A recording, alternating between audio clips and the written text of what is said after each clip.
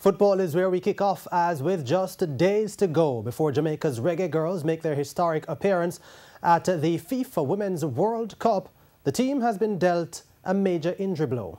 Karen Madden has the details. Concern was raised last Tuesday when forward Kayla McCoy was replaced moments after replacing the then-injured Khadija Bunny Shaw, but was herself substituted moments later after picking up an injury in Jamaica's final warm-up game against Scotland.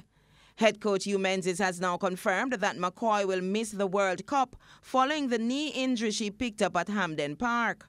Following an MRI done on Monday, the decision was made for McCoy to be replaced in the World Cup squad. Menzies told TVJ Sports Monday afternoon that a replacement will be submitted to FIFA shortly. The US-born McCoy, who was called to the training squad in January, is eligible to play for Jamaica through her grandfather, Pernell Charles. Menzies says a request will be made for the 22-year-old Houston Dash player to remain in France, as she has been instrumental to team morale. FIFA regulations governing the World Cup allow for a team to make changes to their 23-member squad only through injury, with a deadline of 24 hours before the team's opening game.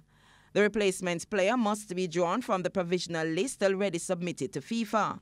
Live coverage of the Under-20 FIFA World Cup can be seen on TVJ Sports Network, with matches at 10:30 a.m. and 1:30 p.m.